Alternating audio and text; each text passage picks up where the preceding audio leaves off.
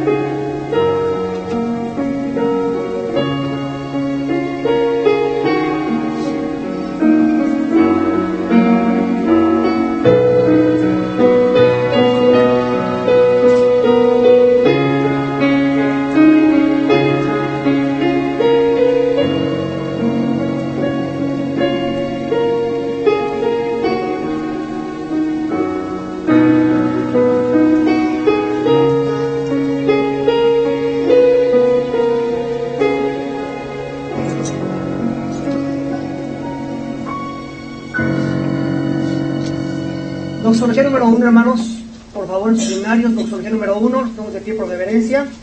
Doxología número 1, titula Santo, Santo, Santo. Doxología número 1.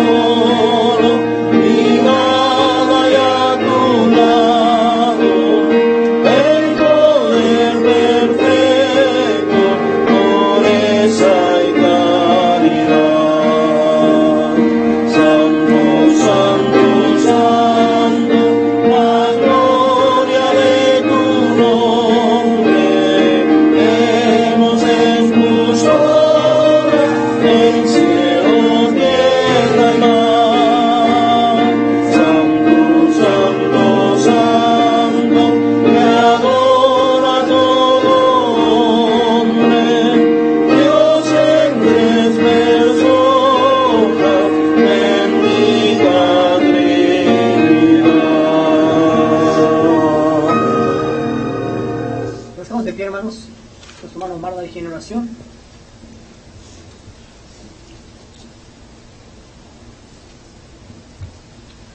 Oremos, hermanos. Padre Santo, te damos gracias por la vida, por la salud que tú nos das. Primeramente, Señor, te pedimos perdón por nuestras faltas, por nuestros errores que de una u otra forma cometemos. Reconocemos, Señor, que tú eres santo, santo, santo. Te damos gracias por permitirnos una vez más reunir en tu casa para adorar y glorificar tu santo nombre. Te pedimos, Señor, que tú traigas con bien a los hermanos que vienen en camino. Bendíceles y permíteles llegar con bien hasta este lugar para que todos juntos podamos alabar y glorificar tu santo nombre. Te suplicamos que tú tomes el control de este servicio, que todo lo que se haga aquí, Señor, sea para honra y gloria tuya. Bendice al hermano que va a predicar, dale sabiduría, dale inteligencia, prepara nuestros corazones para que podamos adorarte a través de la alabanza, a través de la meditación de tu palabra y a través de la lectura. En el nombre de Jesús te pedimos todo esto. Amén. Amén.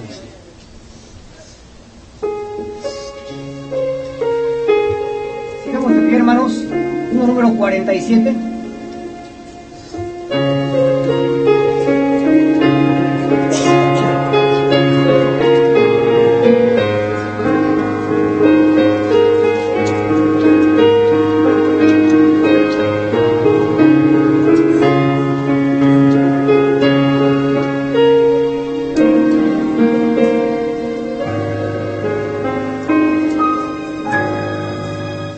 Jesús es mi Rey soberano, mi gozo es cantar su honor.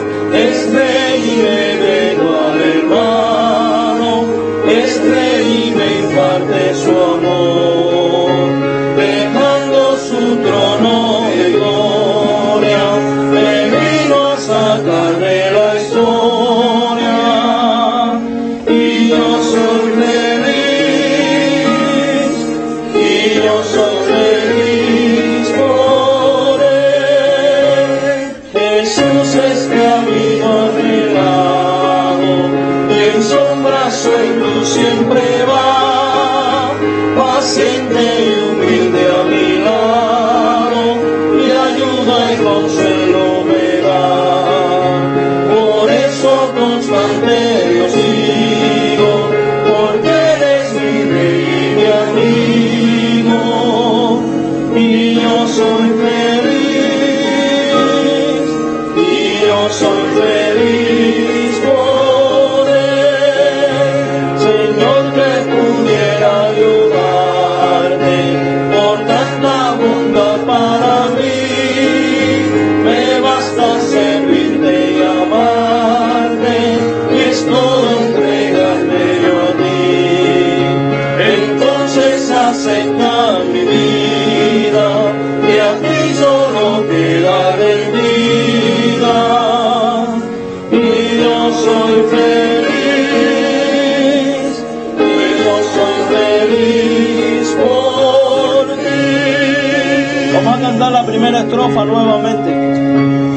Jesús es mi Rey soberano, mi gozo es cantar su honor. Es Rey y me vengo al hermano, es Rey y me imparte su amor.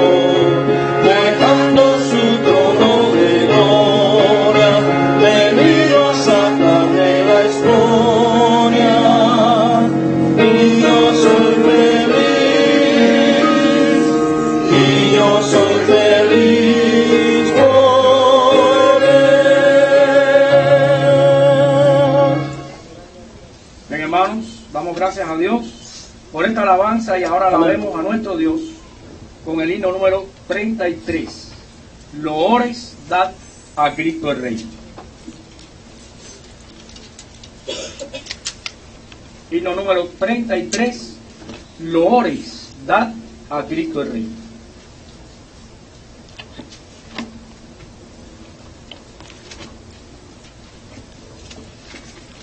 Bien, hermanos, alabamos a nuestro Dios.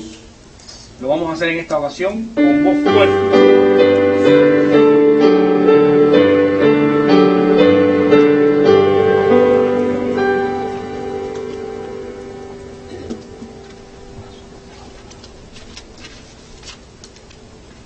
la primera estrofa: loores dad a Cristo el Rey, suprema potestad. De su divino amor la ley, postrados aceptad.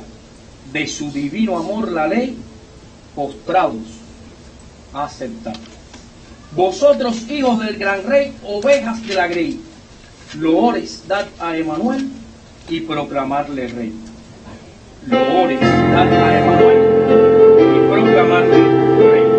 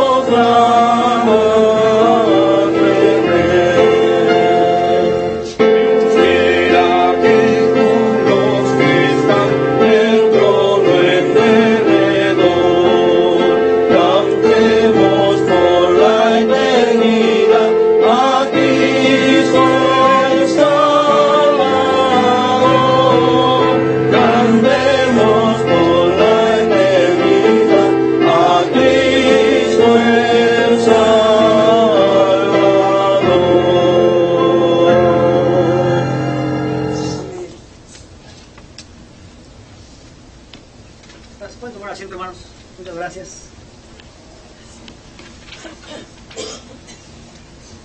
Nuestro programa viene la parte en la cual debemos a nuestro Dios parte de lo que nos da. Damos gracias a Dios por el trabajo, tenemos trabajo. Damos gracias a Dios para que no tienen trabajo también, para que lo puedan buscar y puedan encontrar fácilmente, ¿verdad? Vamos a pedir, hermano Vela, por favor, que Dios nos acompañe. Hermano Concepción también puede ayudarnos para la ofrenda. Por favor. Oh, sí, pues, hermano Vela, sí. Perdón. Ok.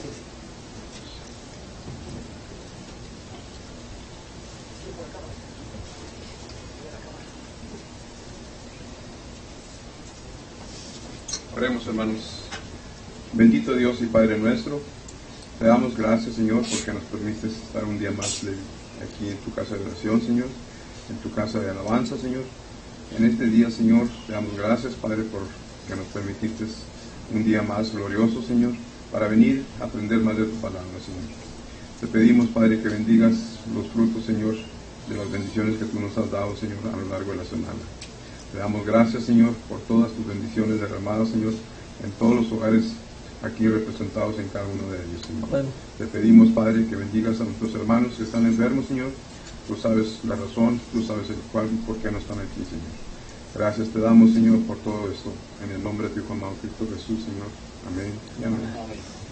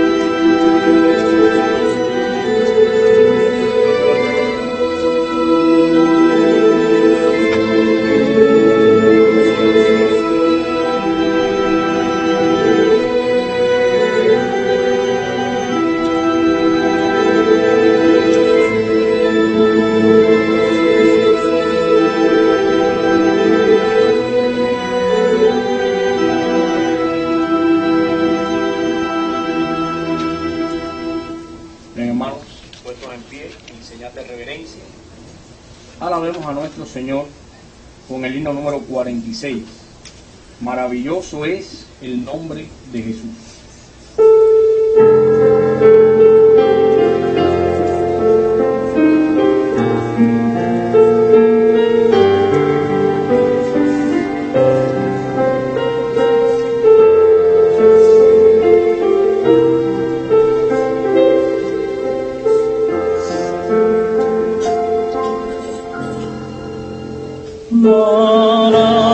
Maravilloso es el nombre de Jesús, maravilloso es Cristo el Señor,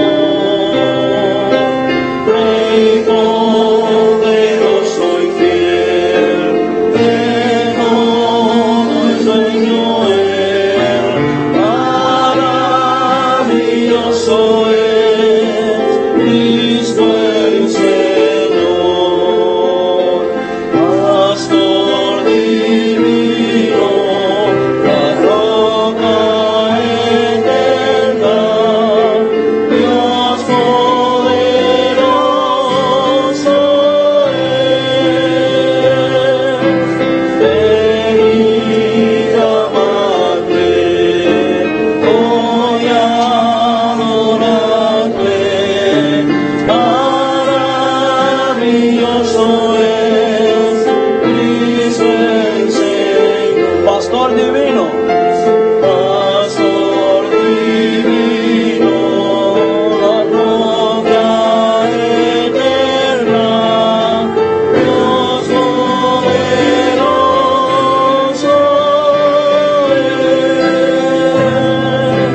Venid a amarle, hoy adorarle,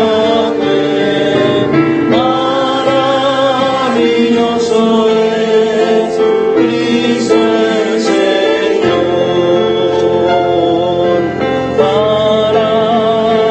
maravilloso es el nombre de Jesús, maravilloso es Cristo el Señor, Rey poderoso y fiel, de todo es dueño Él.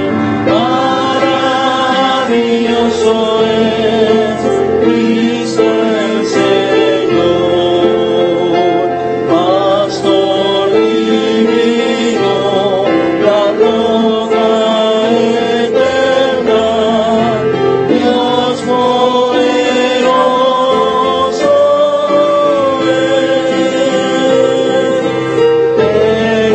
Venid a amarle, hoy adorarle, maravilloso es Cristo el Señor, maravilloso es Cristo el Señor. Bien, hermanos, pueden sentarse en esta hora.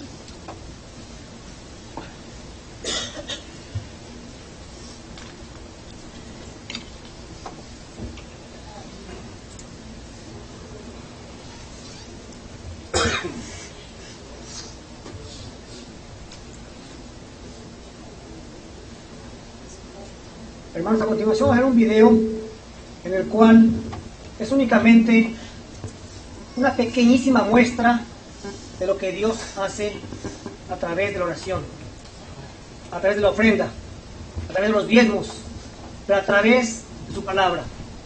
Cuando Dios dice, id y predicad el Evangelio a toda criatura, esto es parte de lo mínimo que uno debería estar haciendo. Claro que nos congraciamos con los hermanos que fueron, claro que nos da gusto, pero a la vez es un exhorto a todos nosotros a que no nos quedemos sentados en sus lugares, sino que atendamos ante el llamado de Dios. Hermano, por favor, ¿nos quieres dirigir en esto? La introducción de dónde fueron. Es tu video. Es tu video. Es tu video. Perdón que no te avisé, pero es tu video. Vamos a poner pequeñas porciones de una obra misionera que llevó a cabo el hermano hace algunos meses, el mes de enero, para ser exactos. Acá no está la cámara, acá. Entonces el hermano va a tener la introducción, yo voy a hacer unas partes del video para que todo el mundo estemos lo que pasó. Buenos días, Dios les bendiga, hermanos.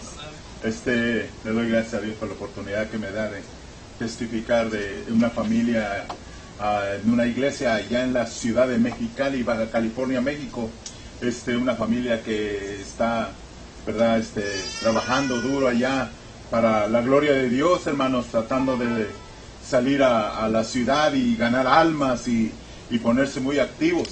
Allá hay mucha necesidad, como aquí, ¿verdad?, en todos lados, pero por tanta pobreza en nuestro país, pues, hermanos, hay familias que no pueden comprar Biblias, las Biblias que venden son muy caras. Hoy, pero viernes 6 de enero del 2015, en estos momentos, estamos bueno, ya lo van a ver entonces ahí, ¿verdad? Contentos porque podemos sentir que estamos dentro de la voluntad de Dios y Dios está aquí con esta familia. Estamos en el hogar de la familia Barragán y están preparando unas tortas porque hay necesidad allá afuera. Nos vamos a ir a acompañarlas, vamos a ir a repartirlas, vamos a darle a la gente que necesita un pan, un alimento y todos emocionados, contentos en su palabra.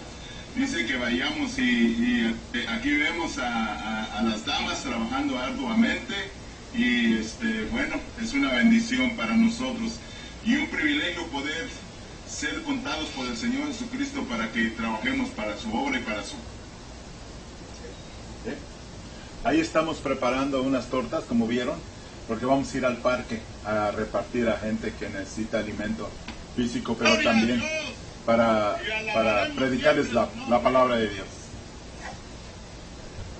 Dios provee para cada... Gloria a Dios y alabaremos siempre su nombre. Dios provee para cada uno de nosotros porque quiere que nosotros volteemos a ver su rostro, quiere bendecirnos, quiere caminar con nosotros y Él quiere que nosotros caminemos con Él. Amén. Ok, porque de tal manera amó Dios al mundo que ha enviado a su Hijo unigénito para que todo aquel que en Él crea no se pierda, mas tenga vida eterna. Amén, hermanos. Gloria a Dios. Recibamos la bendición.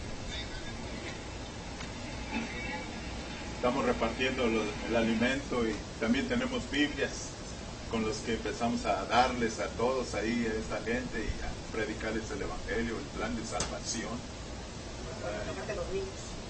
Y luego los niños. Bueno, sí, también están estas jovencitas, van y visitan el barrio y traen a niños, ellas en su carro, se traen a los niños a su casa y les dan estudios bíblicos, les enseñan a alabar al Señor y todo eso. Y ahí están cantando alabanzas al Señor.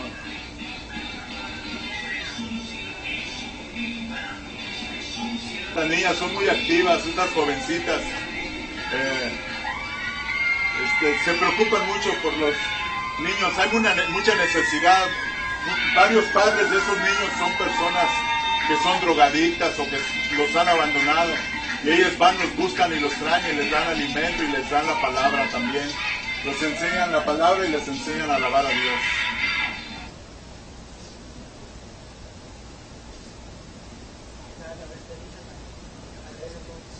Ok, va a ver, esta familia va a presentarse y a dar una... quiero decir, permítame, esta familia está muy agradecida porque nuestro pastor Héctor Pérez, con toda la... Sí. Entonces, véanlo porque ahí está, es otra vez explicado, mejor véanlo. Hola, mi nombre es Silvano, nosotros somos la familia Barragán. Primeramente queremos darle gracias a Dios por la vida del pastor Héctor Pérez de la Iglesia Bautista EBC. Estamos bien agradecidos también con los hermanos Andrade porque han tomado ese reto de venir hasta Mexicali a traernos todas esas Biblias y todos esos tratados, porque sabemos que van a ser de bendición para todos esos niños. Gracias por que Dios ha puesto eso en el corazón de ustedes.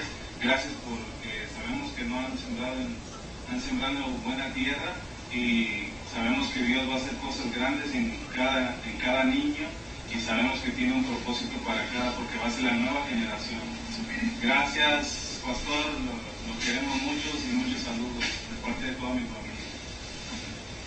Hola, mi nombre es Susi Barragán, soy la esposa de Silvano Barragán y estamos bien contentos porque pudieron venir la familia Andrade y hicieron este viaje tan largo para podernos traer estas Biblias.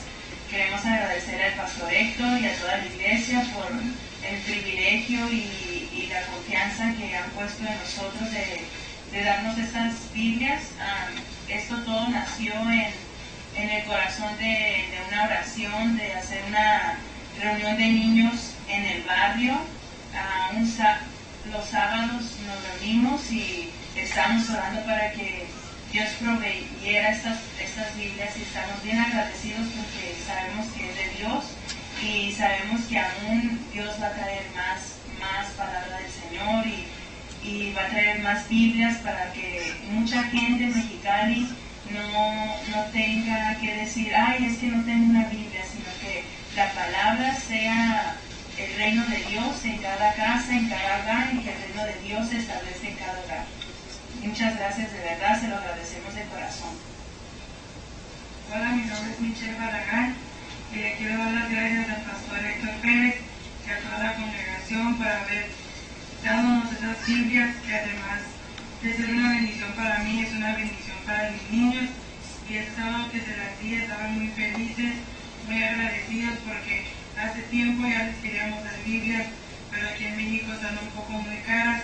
Pero gracias a Dios y a las oraciones que estuvimos haciendo, la familia Andrade nos las vino a traer con mucho gozo y con mucha alegría, para que los niños pudieran aprender más de la palabra de Dios y para que en su casa no nomás a ellos les sirva de beneficio, sino que también a lo mejor a sus papás que la escuchan a ellos leerla, o que ellos a lo mejor la pueden agarrar y puede ser de beneficio para sus vidas. Te quiero dar muchas gracias, los queremos mucho y Dios los bendiga. Hola, mi nombre es Priscila Cortés y yo soy cooperadora espiritual de esta familia Barragán.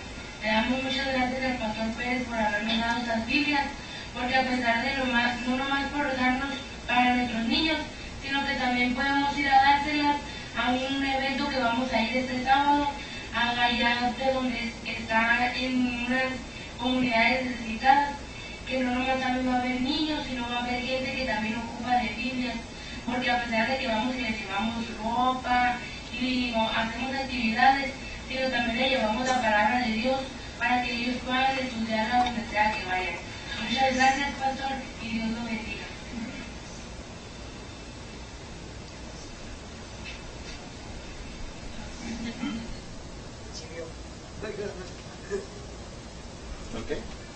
Ok, bueno, está claro todo, ¿verdad? Ya las palabras sobran. Solamente darle gracias a Dios por cada uno de ustedes y para que nos demos cuenta cómo la obra en el Señor no es en vano. Todos hemos sido partícipes de haber puesto un granito de arena, de haber puesto una ayuda ahí para ellos. Gracias a todos y gracias, hermano Héctor.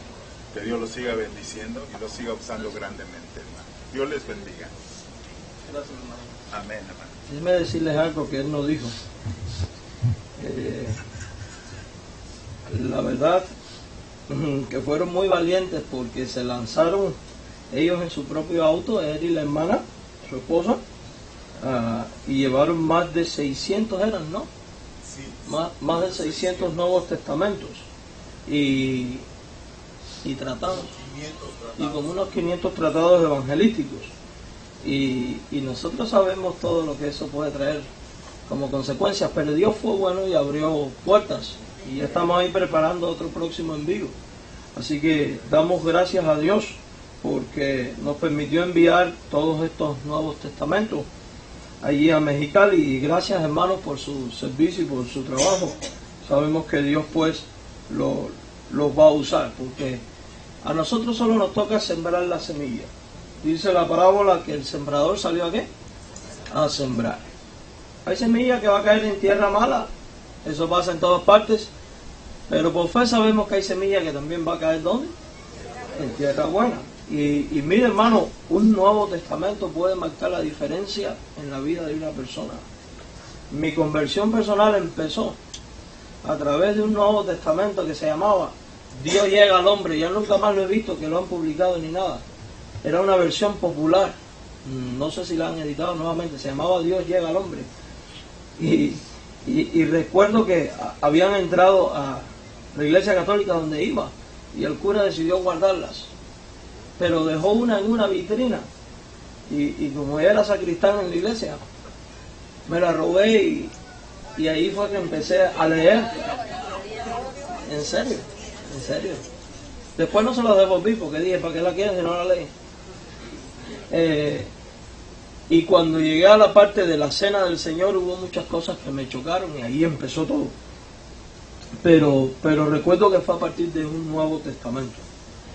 Así que damos gracias a Dios y oremos por esta familia que están evangelizando en esta zona de Mexicali. Quiero anunciarles también que el próximo domingo, ustedes saben, hoy comienza la semana de la Pasión, y el próximo domingo vamos a tener, el próximo martes, a las 7 de la noche, martes a las 7 de la noche, vamos a tener un servicio especial de Santa Cena, donde queremos pues celebrar la Cena del Señor y vamos a hacerlo de una manera diferente. ¿Recuerdan cómo lo hicimos el año pasado? Algo parecido, con algunas variaciones. O sea, no va a ser la cena tradicional desde aquí al frente, sino que nos vamos a sentar todos en círculo alrededor de la mesa y entre todos nos vamos a servir. Y bueno, pues el martes tenemos este servicio. El domingo no va a haber culto, escuchen bien, en la noche. Hay que recalcarle a los de la noche. ¿Por qué? No va a haber servicio tampoco a las 10 de la mañana. Va a ser a las 6 de la mañana. 6 de la mañana. Así que aquí le esperamos. Hay que poner más sillas porque increíblemente yo creo que el servicio que más asistencia hemos tenido en la historia de esta iglesia fue Resurrección de la semana pasada a las 6 de la mañana. Decía el hermano Gamboa, deberíamos dejar todos los cultos a las 6 de la mañana cada domingo. Así que ya sabe, ese domingo va a ser un servicio bien bonito porque va a haber oraciones, acciones de gracias.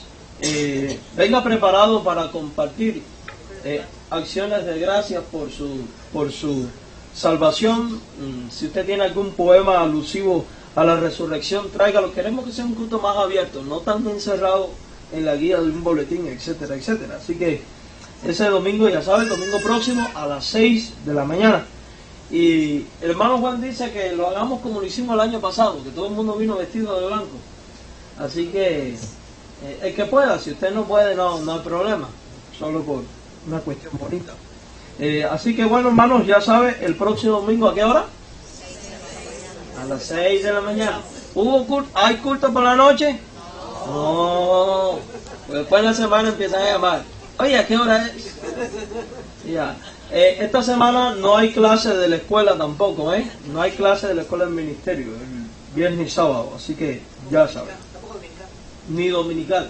Bueno, no, porque el culto a las 6. Entonces, si Dios nos lo permite, queremos preparar también unos sándwiches, un cafecillo, algo así, para cuando terminemos poder desayunar juntos, Bien, rapidito antes de pasar al sermón. Hermanos míos, oren por la movida del edificio. Usted sabe que estamos a punto de agarrar un edificio nuevo. Primero Dios, esto debe de estar ocurriendo para el mes de mayo. Para el mes de mayo. En abril empezamos a preparar todo. Oren porque encontramos un nuevo lugar mucho más económico y mucho más grande. Va a estar sobre Flamingo y San Gil, porque el otro edificio que habíamos ido a ver no había cierta flexibilidad para adaptarlo a nuestra manera. Y hemos encontrado dos edificios, hermanos, que no hay que hacerle absolutamente nada, porque era una antigua clínica, ¿no? Era una clínica y este edificio para la escuela dominical, los maestros sé que se van a poner felices, van a tener 9 aulas, el edificio tiene 9 salones de clase, así que ya está todo arregladito, va a tener con su de eso para internet, su todo allí a la mano, con su cocina amplia para comer también y un lobby bien bonito que tiene ahí al frente. Y bueno, pues el santuario va a ser mucho más grande que este. Yo creo que el doble, ¿no? Como el doble, más o menos. Un poquito más quizás. Así que, con su cabina de audio y todo que va a tener. Así que, oren por esto porque, primero Dios, y lo bueno es que nos dan 3 meses de renta gratis. Así que, nos viene muy bien. Así que, oren por la movida. Bien, sin más demora, vamos al estudio de la palabra de nuestro Dios y les invito a que busquemos allí el Evangelio de Juan, capítulo 12. A diferencia de la Navidad, que se ignora la fecha en la cual Jesús nació, a diferencia de la Navidad, sí es posible señalar la fecha exacta de la Semana de la Pasión, porque coincidía con la Pascua judía, y esto es una fecha muy identificable. Un día como hoy, hace unos 2000 años atrás, aproximadamente, el Señor Jesús entra triunfante en Jerusalén y la gente le reconoce como Rey y cantan Hosana en las alturas, bendito el que viene en el nombre del Señor. Y cuando leía este pasaje me preguntaba, si la gente decía Hosana, o sea, salva ahora, oh Dios, y cantaban bendito el que viene en el nombre del Señor, y era un canto mesiánico que hacía alusión al rey David y al Mesías prometido, me pregunto por qué días más tarde la gente misma grita crucifícale. ¿Qué pasó con aquel canto Hosana, bendito el que viene en el nombre del Señor? ¿Se habrá decepcionado la gente de Cristo o tenían un concepto equivocado de quién era el Cristo y cuál era el ministerio del Cristo y el propósito del Cristo en esta tierra?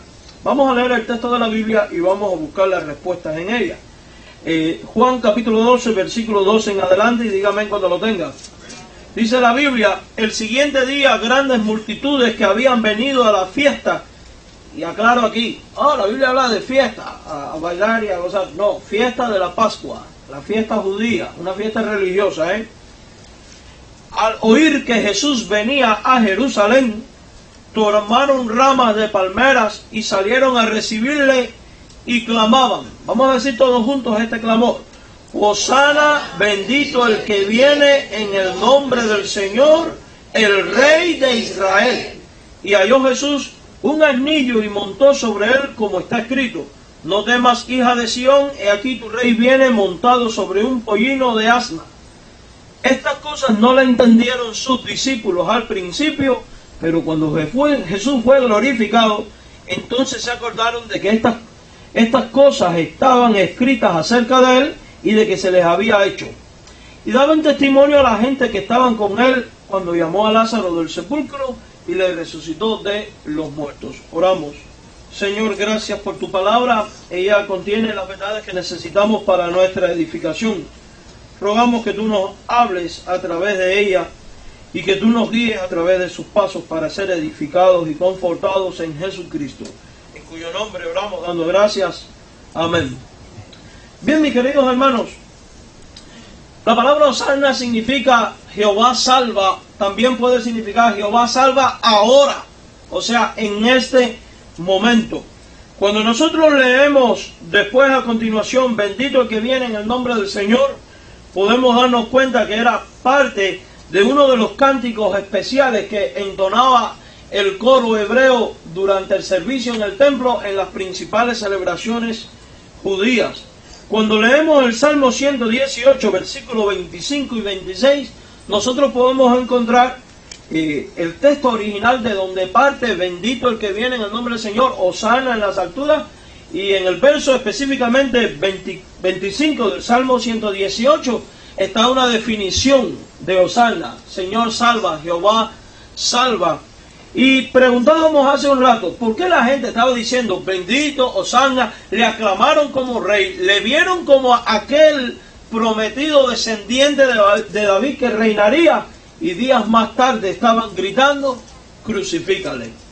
No es porque Jesús les había decepcionado, porque de hecho la muerte y resurrección de Cristo, que vamos a estar hablando de ella la semana que viene, no fue un fracaso en el ministerio de Cristo, sino que fue la victoria y el éxito del ministerio de Cristo. ¿Por qué entonces la gente después termina diciendo crucifícale? Por el mismo motivo que le aquejaban a los discípulos. Fíjese esto, si usted lee el verso 16, estas cosas no las entendieron sus discípulos al principio. Si aquellos que estaban con él, caminaban con él, vivían con él, tenían una relación personal con él, le contemplaban cara a cara y estaban instruidos por él, no entendieron desde el principio por qué Jesús había entrado de esta manera y cuál era el objetivo, ¿cuánto más podemos esperar de la muchedumbre? Lo cierto es, mis hermanos, que la gente desarrolló un concepto equivocado del Mesías. ¿Por qué? Hay que entender cierto contexto político y social de aquel tiempo. En este periodo en el cual está ocurriendo esta escena bíblica, los judíos estaban gobernados o eran parte del imperio romano. O sea, no eran una nación independiente, no eran el pueblo que habían sido en el pasado gobernados por ellos mismos y por sus leyes, aunque Roma les había permitido cierta tolerancia religiosa. Lo cierto es que ellos vivían subyugados al poder del emperador romano y por ende al ejército romano. De hecho, un romano podía exigirle a un hebreo que cargara cierta carga porque él lo decía y se acabó. Podía entrar a cualquier lugar, tomar lo que quisiera y sin tener que pagar ni pedir excusas. ¿Por qué? Porque por el mero hecho de ser ciudadanos romanos.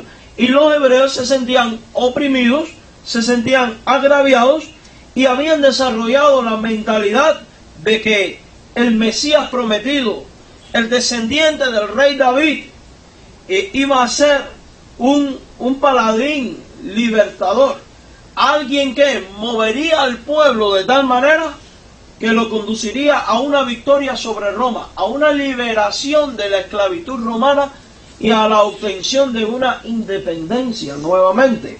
Por eso ellos esperaban a un líder político, a un líder terrenal, a un líder militar, por decirlo de alguna manera. Y posteriormente, cuando contemplan que Jesús ni toma acción en contra de Roma, ni se proclama en contra de Roma, ni organiza nada para liberarse de Roma, sino que más bien decía, date a Dios lo que es de Dios y al César lo que es del César, la gente probablemente se decepcionó. Pero no se decepcionó de Jesús. La decepción vino a causa de un concepto equivocado del Mesías. ¿Qué significa la palabra Mesías o Cristo? La palabra Cristo significa Mesías, significa ungido de Dios, etcétera, etcétera.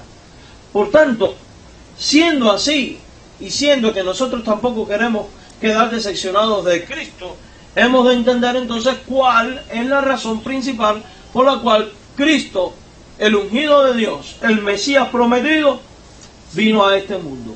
Y cuando estudiamos la palabra de Dios, descubrimos que no vino para aquello a lo cual la gente pensaba que había venido.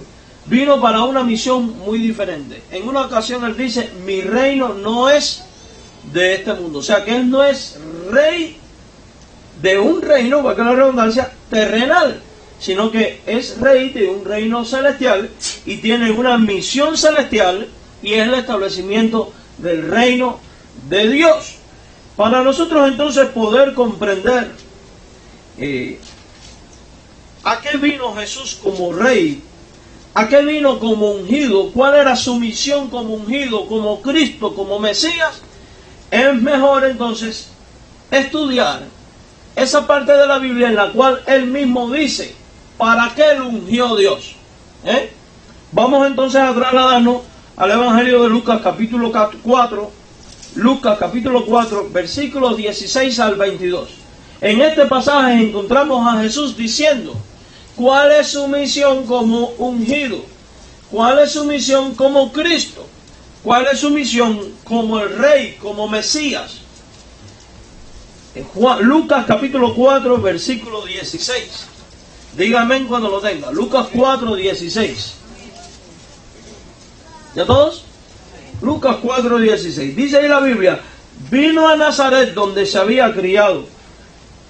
Y en el día de reposo, o sea que esto está ocurriendo ¿cuándo? Un sábado, y en la sinagoga. Entró en la sinagoga conforme a su costumbre y se levantó a leer.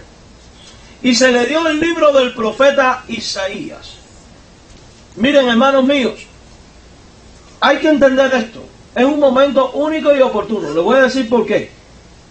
Los libros hebreos no son en forma de códices como los nuestros. Una página detrás de la otra. Estamos hablando de rollos. Es una tira larga que se va enrollando en un palo y se va desenrollando en el otro. No tenía una división por capítulos y versículos como nuestra Biblia. O sea que no podemos hablar de que Jesús buscó este pasaje para hablar de él.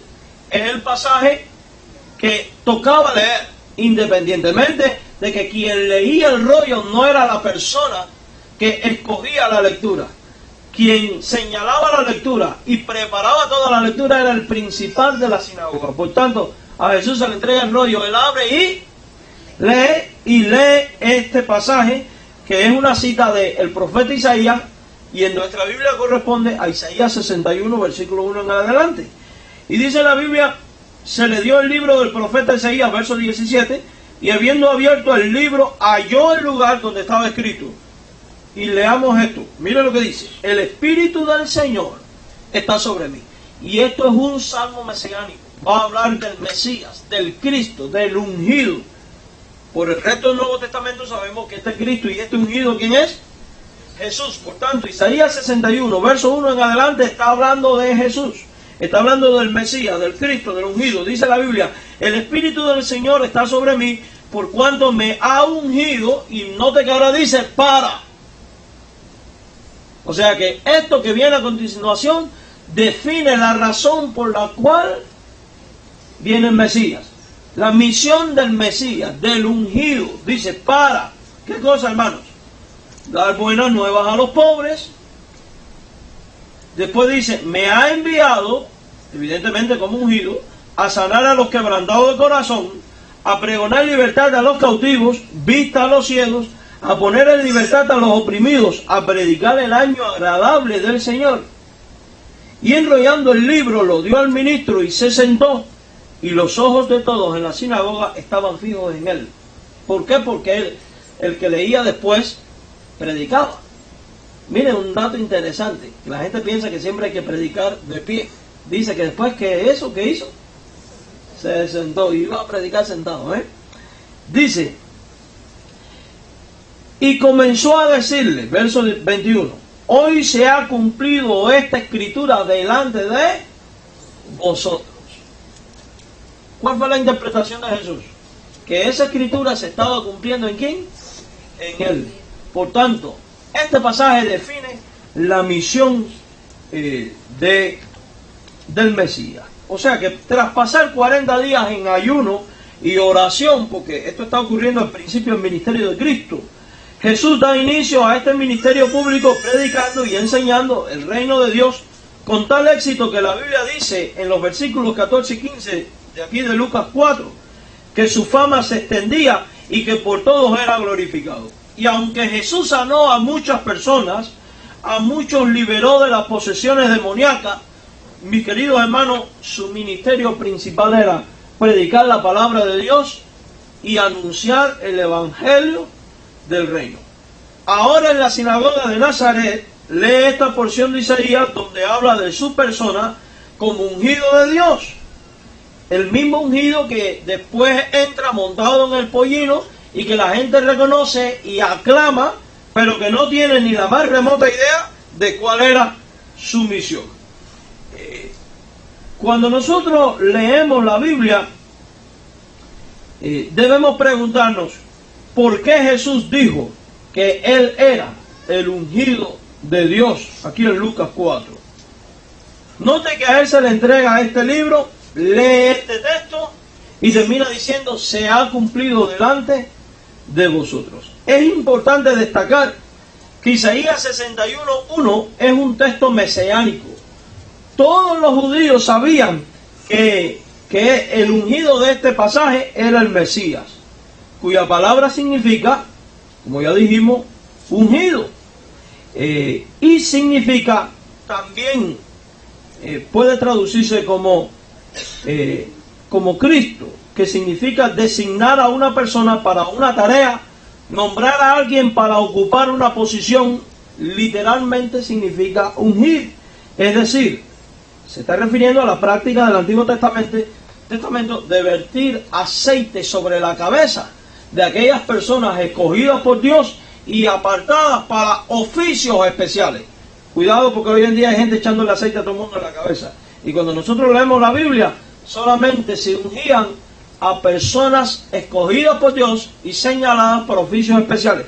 Y estamos hablando de reyes, sacerdotes y profetas. Cuando vemos esto en el Antiguo Testamento, podemos darnos cuenta de ello. Por ejemplo, en 1 Samuel 2:7 y el capítulo 5 y 3, vemos cómo Samuel unge a David como rey.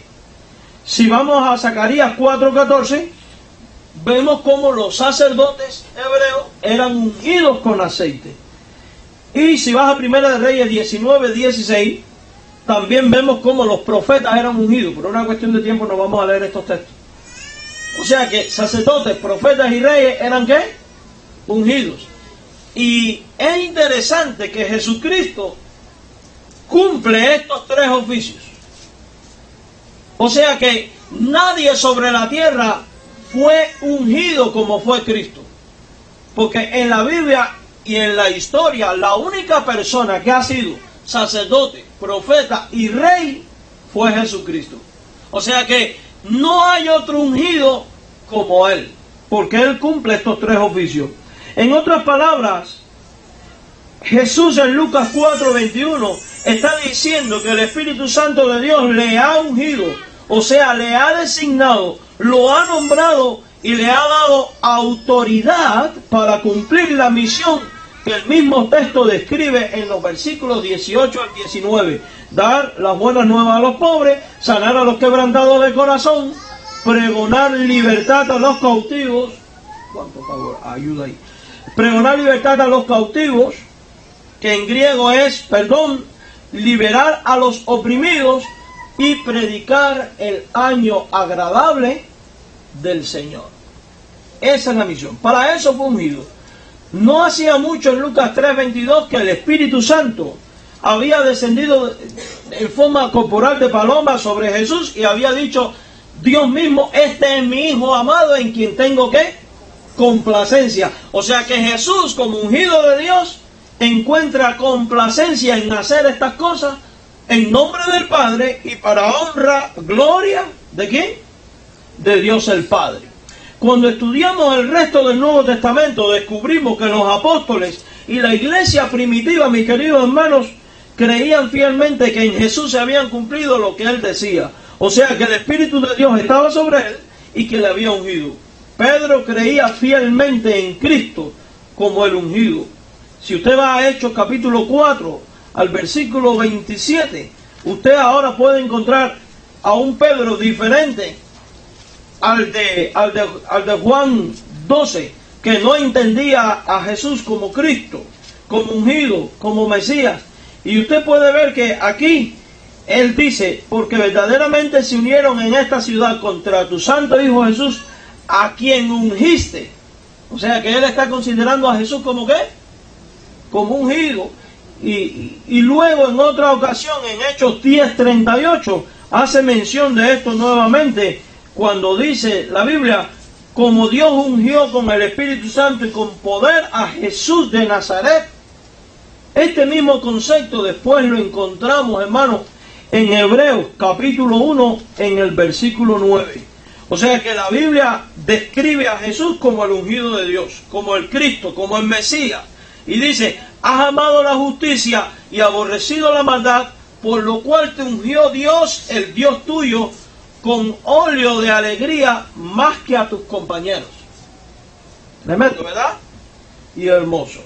Esa es la razón por la cual Jesús enseñaba con la autoridad que lo hacía. Esa es la razón por la cual hacía todas las señales y prodigios milagrosos que hacía. Y esa es también la razón del por qué el espíritu inmundo y demonios le temían. Porque Jesús no solo era, sino que es el ungido de Dios. Es el Mesías prometido a Abraham, a Isaac, a Jacob, a David. Es aquel cuyo trono permanecería para siempre. Es el mismo que entra triunfante en la ciudad de Jerusalén. Ese mismo Jesús ungido de Dios es el que usted y yo tenemos en nuestro corazón porque le hemos recibido y le hemos hecho dueño de nuestra vida. Entonces Jesús contaba con toda la autoridad requerida para hacer lo que Dios quería que Él hiciera. Cuando analizamos con cuidado el texto de Isaías, que es leído por Jesús en la sinagoga en Lucas, es posible descubrir cuál es el enfoque principal de Jesús, el ungido de Dios.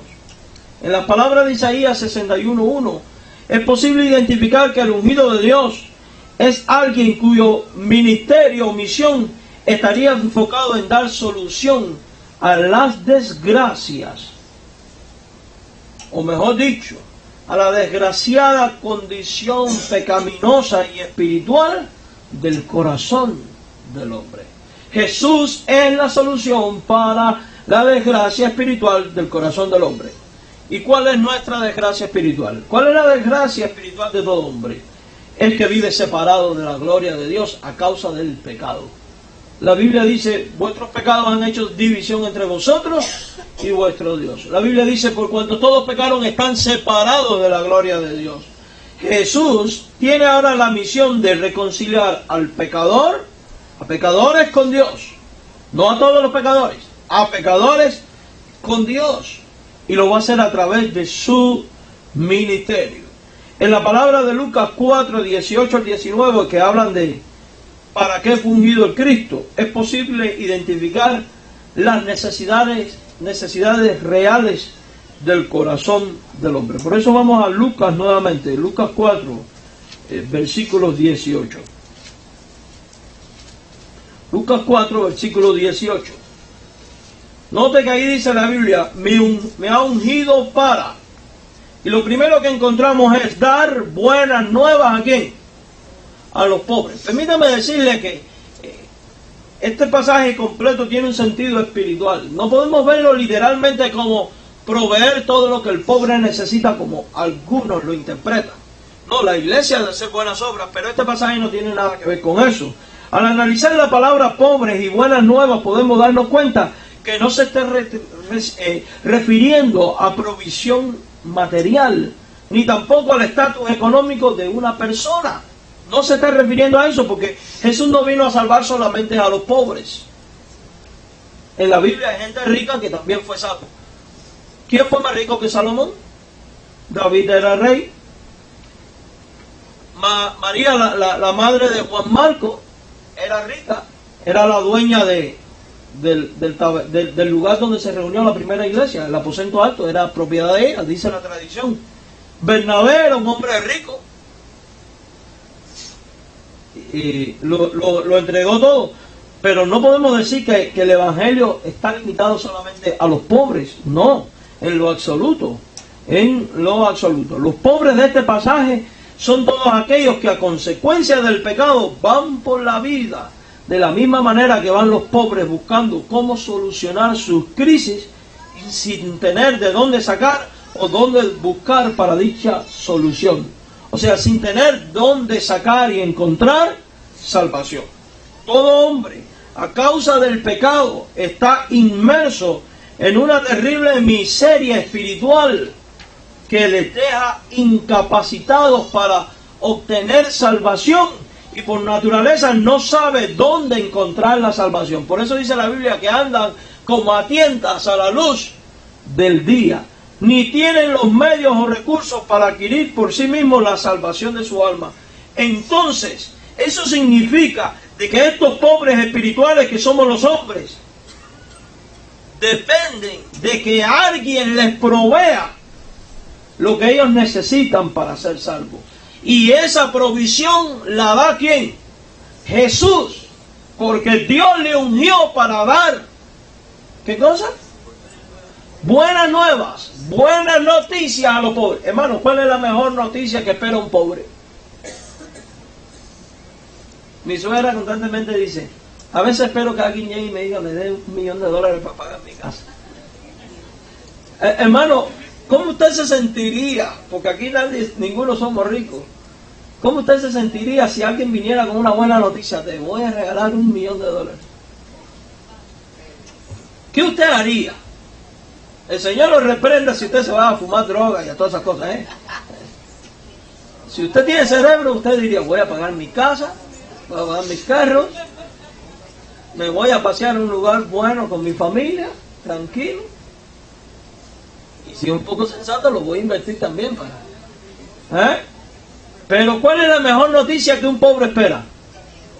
Aquí tienes, te voy a regalar. Por eso el Evangelio, cuando nosotros entendemos el Evangelio que dice la Biblia, que de qué le vale al hombre ganar todos los bienes del mundo si pierde su alma, cuando el ser humano llega a entender su necesidad de Cristo y su miseria espiritual, y escucha que en Jesucristo hay perdón de pecados, vida eterna, una transformación completa, estas se vuelven buenas nuevas para él.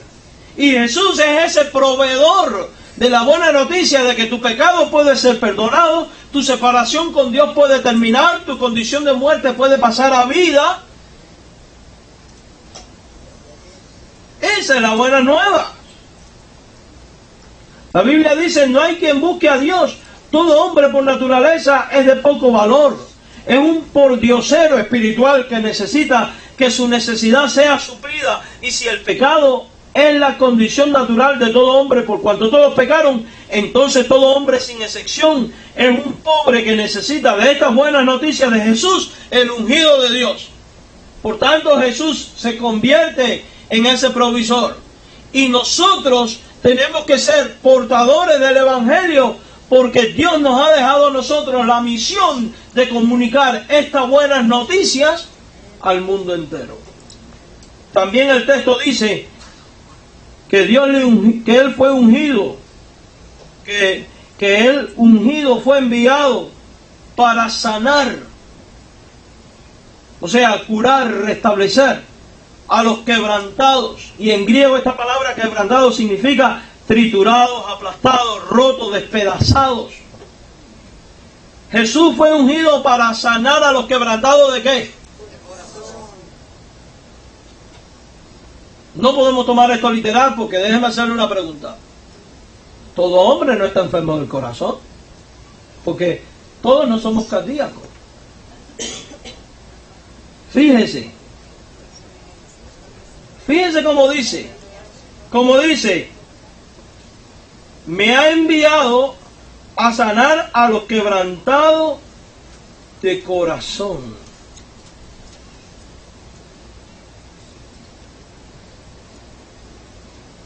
Con estas palabras descubrimos que los hombres tienen un corazón despedazado, triturados, aplastados, rotos, porque todos somos pecadores. Y de aquí que tenemos un corazón espiritualmente enfermo, que con urgencia necesita ser curado y atendido, porque va rumbo a la muerte. Porque perverso es el corazón, dice la Biblia. Sus días están contados. Y a menos que reciba la sanidad del ungido de Dios, va a morir e ir al infierno. La Biblia dice con respecto al corazón, en Jeremías 17:9, que es perverso. Indiscutiblemente el corazón del hombre está en crisis, necesita ser sanado por Jesús. La buena noticia es que Jesús puede limpiar tu corazón de pecado y dar la vida. En tercer lugar, se nos dice que Jesús fue ungido para liberar a los cautivos. Y no puede estar hablando de presos literales, pues si Jesús pone en libertad a alguien que fue llevado preso por violar las leyes civiles, entonces Jesús sería visto como un cómplice de los delitos cometidos por aquellos que están cumpliendo justamente una condena como consecuencia de violar las leyes, y esto le convierte en alguien que no practica la justicia. Por tanto, no puede ser tampoco visto de esta manera. Estas palabras también hablan de la condición espiritual del hombre a consecuencia del pecado. Sabemos que la Biblia dice que el hombre a causa del pecado se vuelve esclavo del pecado. Esclavo del pecado. La palabra usada en el texto original en esta porción de la Biblia es aphesis, que significa libertad. El hombre necesita libertad, remisión de pecados, perdón. Y si la Biblia dice que el hombre necesita libertad, lo opuesto a la libertad, ¿qué es?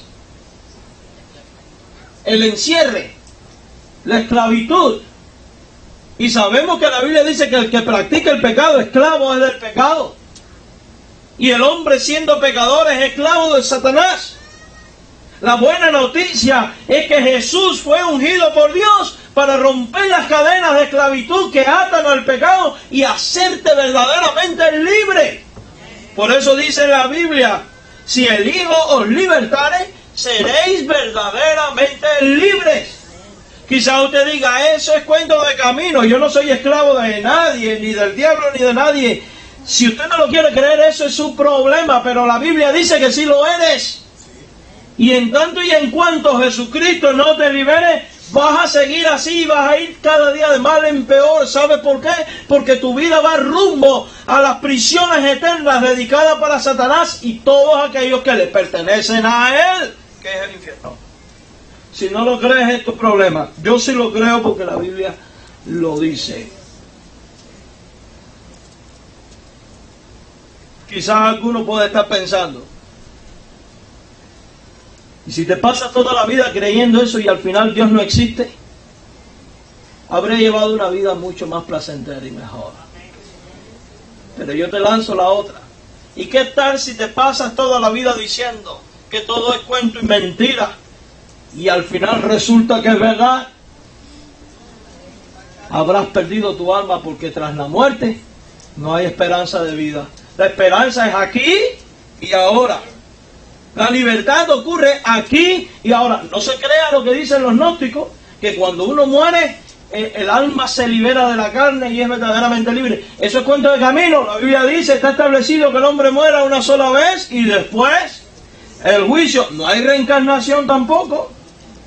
O sea que la verdadera libertad la da el ungido de Dios aquí ahora. Por eso dice la Biblia, he aquí ahora el tiempo de salvación. Este es el día aceptable. Amado hermano, si estás enfermo por el pecado, estás esclavizado, Jesús es la solución, porque Dios le ungió para liberar, para sanar y dar buenas noticias. Eso es lo que está diciendo la Biblia. Jesús no vino para causar cambios políticos, ni liberaciones políticas, ni establecimiento de gobiernos humanos como los hebreos creyeron. Él está viniendo al mundo y vino al mundo para esto que él mismo está diciendo y que fue profetizado de él muchos años antes de que él viniera. Mis queridos hermanos, la palabra libertad significa aphesis, remisión de pecado, perdón. Porque cuando usted se arrepiente de sus pecados y contempla que verdaderamente su sangre es eficaz y limpia de pecado, amado hermano, usted quedará libre. Esto nos enseña, todo lo que hemos dicho nos enseña que el hombre está preso en las mansiones del pecado. ¿Se ha puesto usted a pensar en la condición de un preso? Porque si dice el Hijo os libertare, si habla aquí que Dios le ungió para dar libertad al cautivo, hay que meditar en una persona presa. Un preso es 100% dependiente de aquel que le aprisiona. Depende de él para la alimentación. Fíjese, un preso no puede ir a donde quiere. Tiene que ir a donde sus encarceladores le permitan ir. Ni hace lo que quiere. A él lo gobiernan las leyes de la prisión. Si el hombre vive preso del pecado, entonces el hombre es alguien dependiente del pecado. Solo puede actuar bajo la dirección del pecado, hacer e ir a donde o hasta donde su pecado mismo le permite. Por ejemplo, el pecado no le permite tener santidad. El hombre sin Cristo es regido por las leyes del pecado. Y evidentemente necesita con urgencia que alguien le libere, porque el precio de su culpa,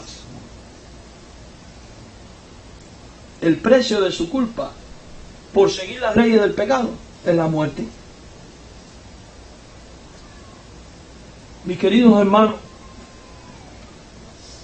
el hombre pecador está preso y necesita que alguien le libere, que pague el precio de su culpa y le ponga en libertad. Y ese alguien es Jesús, el ungido de Dios. Por eso Jesús es la mejor opción. En cuarto lugar, en la frase dar vista a los ciegos, no es necesariamente darle la visión a personas invidentes, aunque en su ministerio sí lo hizo literalmente, y lo puede hacer hoy. No se refiere a eso, porque entonces muchos podrían decir, como yo no soy ciego, no necesito a Jesús. No se trata de eso. La palabra ciego en el texto original también significa, y escucha esto porque es interesante, la palabra ciego en el texto original significa también incapaz de entender. O sea que podríamos traducir que Él vino a dar vista a los incapaces de entender. Y hay una realidad. Quizá usted diga, pero yo no soy retrasado mental para que Dios me dé entendimiento. Quizá usted no tenga eso, pero espiritualmente la Biblia dice en Romanos 3, versículo 10 en adelante, que ningún hombre por sí mismo entiende a Dios, ni entiende el plan de Dios, ni cómo ser salvo. Dice, no hay quien entienda.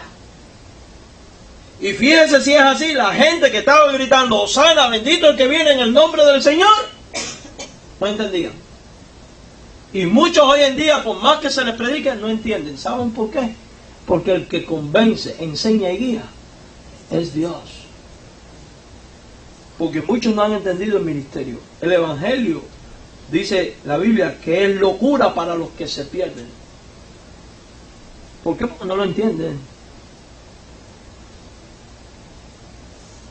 En otras palabras, Jesús está diciendo que Él ha venido para dar entendimiento a aquellos que hasta ese momento estaban ciegos o sin entendimiento. Entonces descubrimos que el hombre sin Dios está ciego espiritualmente e incapacitado y sin entendimiento de cómo obtener la salvación que ocupa, y a menos que esté ungido de Dios no le dé el entendimiento o la visión que necesita, él sigue expuesto a la perdición eterna. Entonces, mis queridos hermanos, si usted hoy es salvo, usted celebra en el nombre de Dios. Usted sí puede decir, Hosana, el que bendito el que viene en el nombre del Señor. ¿Sabe por qué? Porque Él abrió sus ojos y le dio entendimiento para que le contemplara como Salvador y creyera usted en Él y fuera salvo. Usted es partícipe de la gracia de Dios. En último lugar, se dice que el ungido vino a poner en libertad a los oprimidos, o sea, a los destruidos. Para nadie es un secreto que el pecado destruye. Destruye, mire, su vida personal. Destruye su vida social. Destruye su familia. E incluso puede destruir a una generación entera y a un país entero. Algunos dirían, y destruye la finanza. Eso es cuento. Mucha gente son multimillonarios y están destruidos a causa del pecado y no financieramente. Quite la finanza de todo esto. Espiritualmente lo destruye todo y da ceguera, embrutece. Por eso cuando una persona está en el pecado, es pecado y pecado y pecado y pecado, y se va enrolando más. ¿Se da cuenta qué diferencia el pensar en Cristo como alguien que viene a provocar un cambio político a esto que está diciendo la Biblia que vino al mundo? ¿Se da cuenta, si usted ya es cristiano, de dónde lo ha sacado el ungido de Dios? Mire, lo sacó en primer lugar de la pobreza espiritual en la que usted se encontraba. Le ha sanado su corazón molido. Le ha dado libertad, vista. Lo ha librado de la opresión. Si aún Jesús no ha hecho esto en tu vida, significa que tú todavía entonces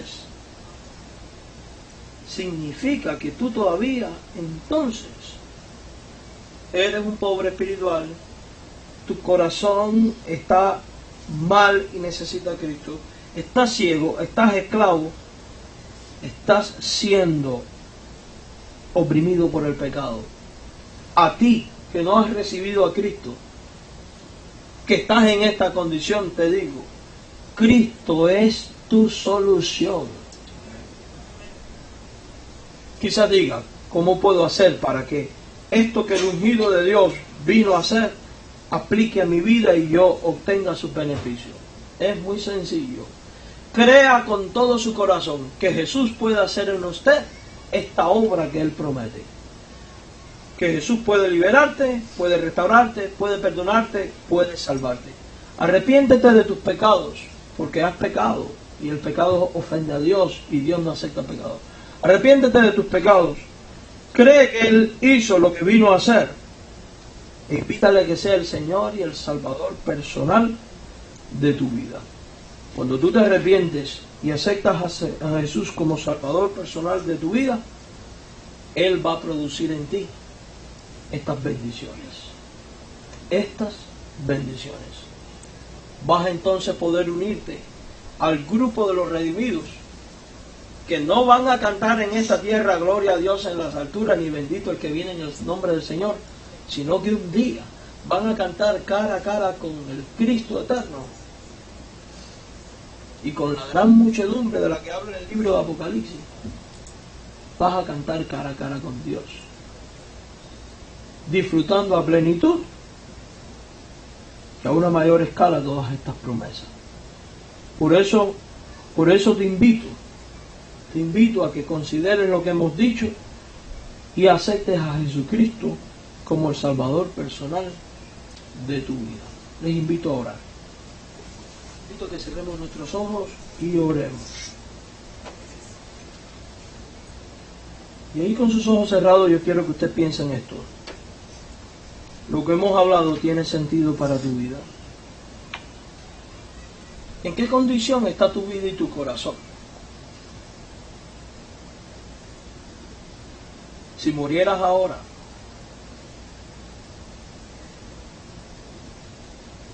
tengas que estar cara a cara con Dios, ¿crees que oirás de sus labios? Entra en el gozo de tu Señor.